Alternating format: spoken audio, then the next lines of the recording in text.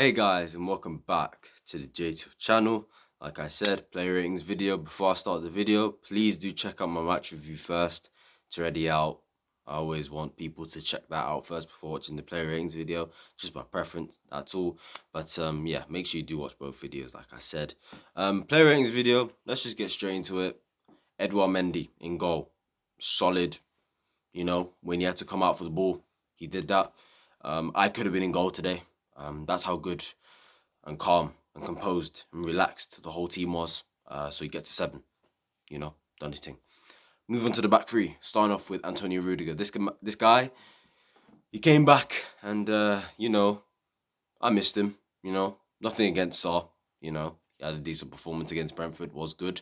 But Rudiger, fan favourite, that's my guy. That is my player. And it's just, like I said in my match review, I'm so happy to see him do so well because, I backed this guy. I put so much stocks into this guy. It's like investment. I've been invested in this guy since 2018. Do you understand? So, and it's all coming, it's all paying off, if you know what I mean. And today he was brilliant as always, good on the ball, sometimes driving out from the back, obviously for the penalty, well done to him on that as well. Absolutely brilliant to win the ball back, give it to Kai, and then Kai gives it to him and he gets the penalty. Fair play to Rudiger, 7, solid as always.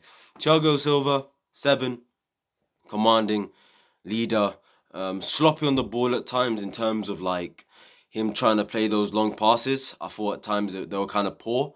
Other than that, he was good today. Obviously, it is his comeback since he had to quarantine since coming back from Brazil, to be fair to the lad. And yeah, very good today. Experience, showing his leadership, and yeah, brilliant today. 7, solid. Christensen, 7.5. This man got his first goal today. And I'm very, very happy for him.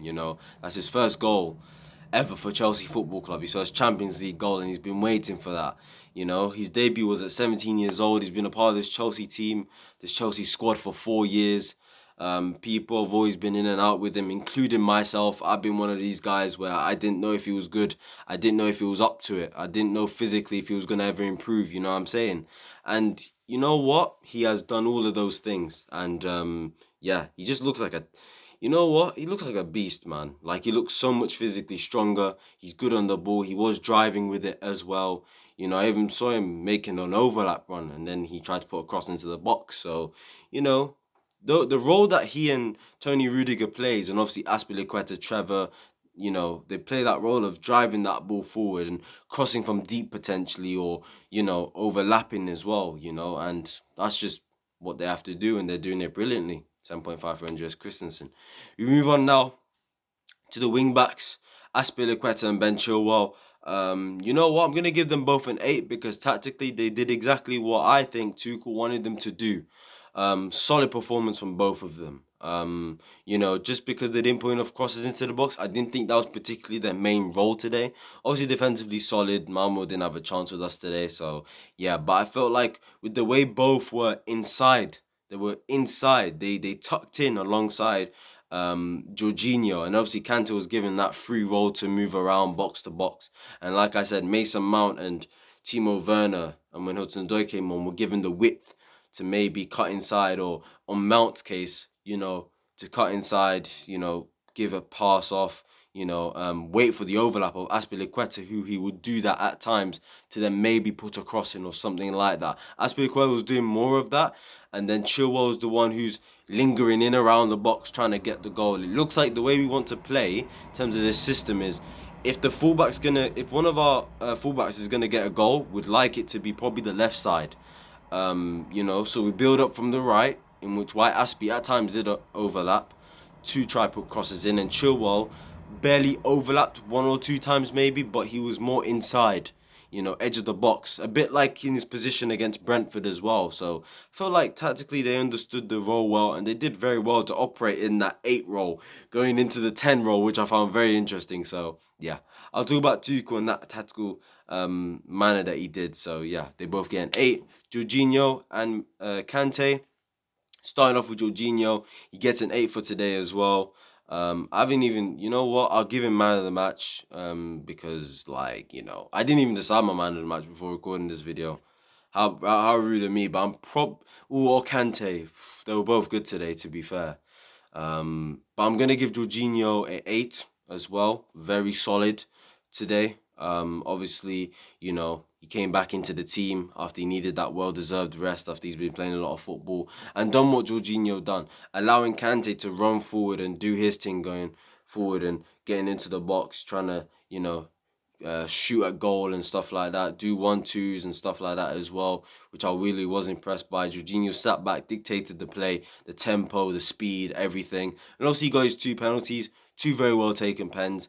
And Ballon d'Or, November 29th, that's when they reveal who wins it.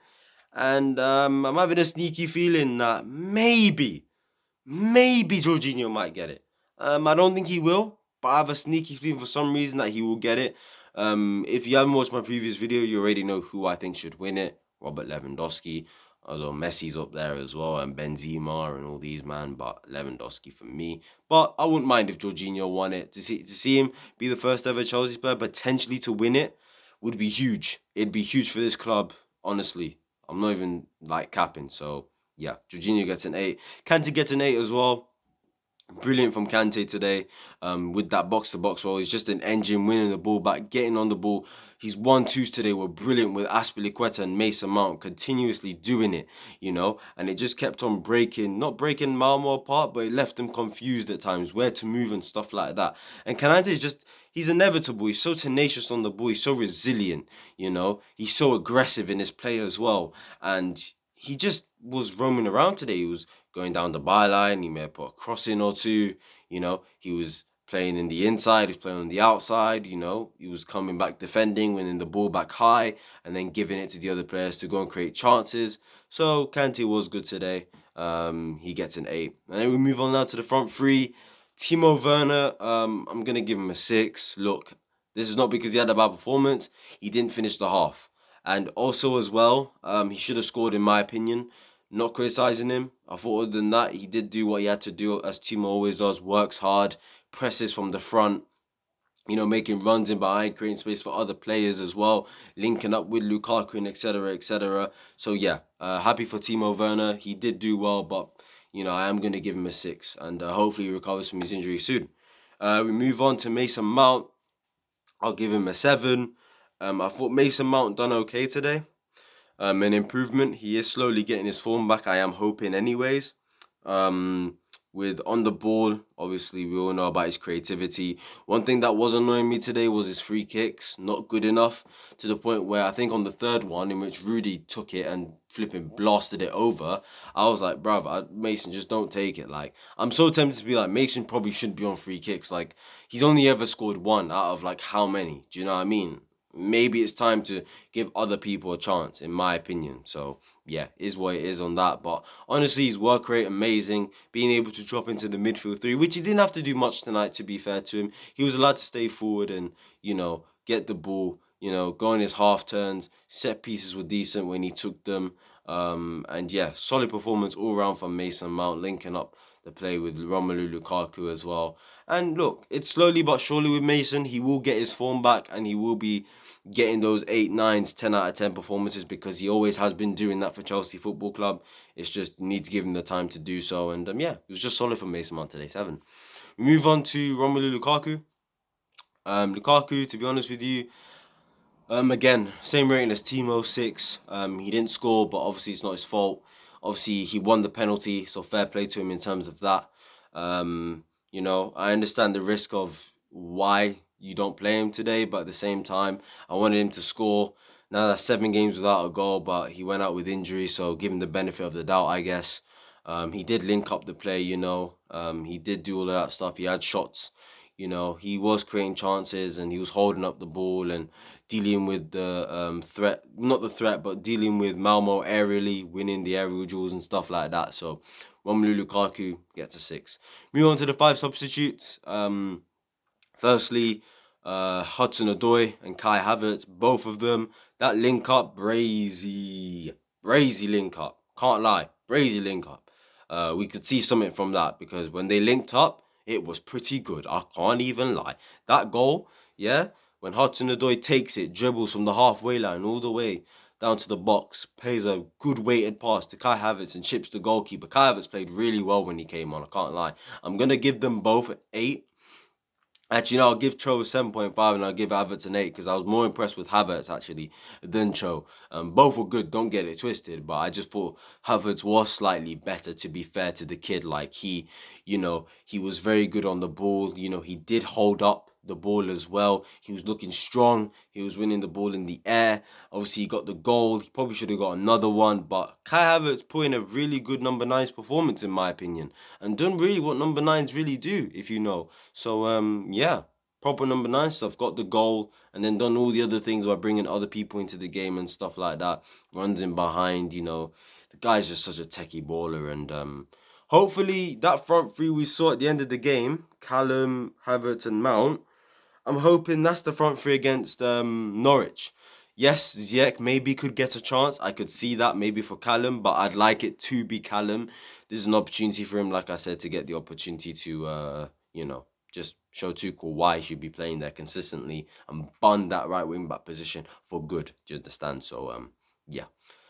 We move on now to Saul. To be honest, I'll give him a 6. I mean, he played it safe, didn't do anything special. To be fair, the game was done and we was just controlling the game by the time him, Reece James, and Alonso came on. I'm gonna give them all a 6 anyway because, like, at the end of the day, they just came on to see out the game, keep the ball, in which they did. They barely gave it away. They kept it moving. We didn't let Malmo have a sniff of it at times as well. So yeah, not anything special that neither of those three did. So I'll just give them all a 6. And last but not least, Thomas Tuchel. I'm gonna give Tuchel a 9 today. Um, Simple reason, he took this game seriously, played a strong team, knew that we had to win because of our loss to Juventus.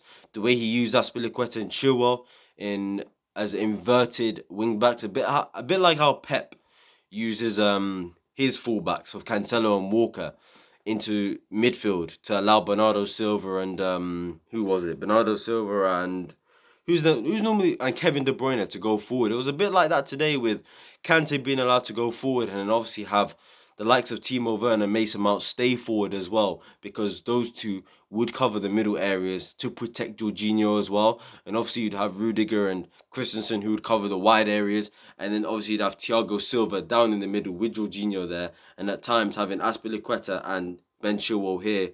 And then obviously when we sat back, obviously they were wide as always. So I thought tactically that from Tuchel, that was very good. The way we shaped up offensively and defensively, the way he used Aspilicueta and Ben Chilwell for me today. And yeah, that is an interesting tactic, to use your wing backs as inverted fullbacks to drop into midfield to cover for Kante, who's going forward, for Mason Mount, Lukaku, and Timo Verna, who were going forward. Havertz, Hudson-Odoi, when they came on to go forward and do their thing, and these two protecting and getting forward as well, and also maybe having a shot from outside the box. Aspilicueta putting crosses in. I thought tactically from Tuchel that was good. The subs as well were very good in my opinion, with Saul, Reece, and Alonso. Give them minutes in the tank, and yeah, right sub with Hudson-Odoi. I was worried that he may have brought Ziyech, but when it was Hudson-Odoi, I was like, yes, come on.